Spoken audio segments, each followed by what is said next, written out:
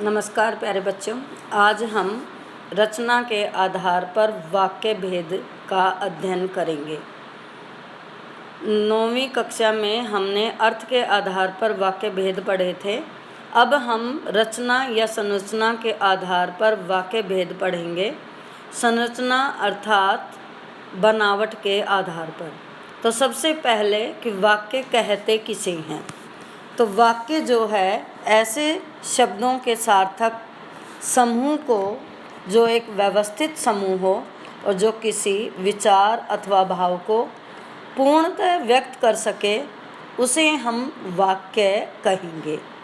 जैसे आज हमने अखबार नहीं देखा, तो यहाँ आज हमने अखबार नहीं देखा, ये सभी शब्द हैं और इनको हमने एक व्यवस्था ली है। हिंदी में जो हमारी वाक्य संरचना की व्यवस्था है, कर्ता और अंत में क्रिया का प्रयोग अवश्य होगा। कर्म या क्रिया विशेषण हम पहले भी लिख सकते हैं और बाद में भी प्रयुक्त कर सकते हैं।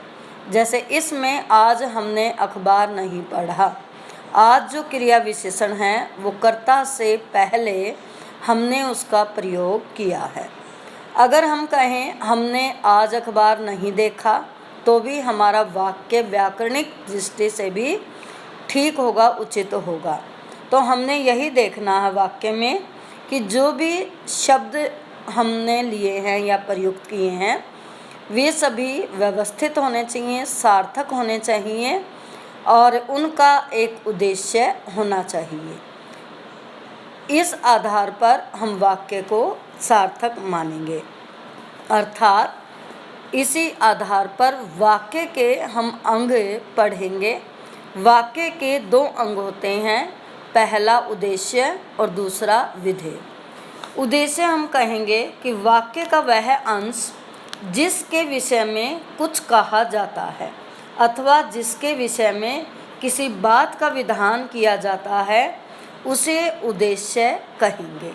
जैसे सरस एक ईमानदार बच्चा है, तो यहाँ सरस जो है वो उद्देश्य है। उद्देश्य में हमें ध्यान रखना है कि जो कर्ता है वो उद्देश्य के अंतर्गत आता है। और अगर कर्ता को हमने पदबंध के रूप में लिखा है, जैसे यहाँ तो केवल सरस अकेला शब्द है। अगर हम कहें 10वीं कक्षा में पढ़ने वाला सरस एक ईमानदार बच्चा है, तो 10वीं कक्षा में पढ़ने वाला सरस, ये हमारा उद्देश्य रहेगा। अर्थात कर्ता और कर्ता का जो भी विशेषण है, जो भी पदबंध है, उसको हम उद्देश्य के अंतर्गत ही मानेंगे। दूसरा भेद है विधेय। वाक्य के जिस अंश में उद्देश्य अर्थात कर्ता के विषय में जो भी कुछ कहा जाता है, उसको हम विधेय कहेंगे। विधेय के अंतर्गत कर्म, क्रिया विशेषण और क्रिया आती है। अगर वाक्य में कर्म और क्रिया विशेषण नहीं है, तो केवल क्रिया विधेय में आएगी। जैसे वाक्य हमने यहाँ लिया कि मान लो हमने वाक्य ले लिया, अजय एक मेहनती लड़का है। तो अजय एक मेहनती लड़का है, तो यहाँ पर मेहनती लड़का है जो है वो हमारा विधेय बनेगा, अजय हमारा उद्देश्य रहेगा। अगर हम कहते बच्चा पढ़ता है, तो केवल पढ़ता है वो हमारा विधेय बनेगा। अर्थात हमने क्रिया और क्रिया के साथ अगर कर्म और क्रिया विशेषण है, तो वे सभी विधेय के अंतर्गत आएंगे। जैसे मान लो हमने वाक्य लिया, कुछ मित्रों को खाने पर बुलाया है, तो कुछ मित्रों को खाने पर बुलाए, यहाँ कोई भी कर्ता नहीं है, तो पूरा का पूरा विधेय माना जाएगा।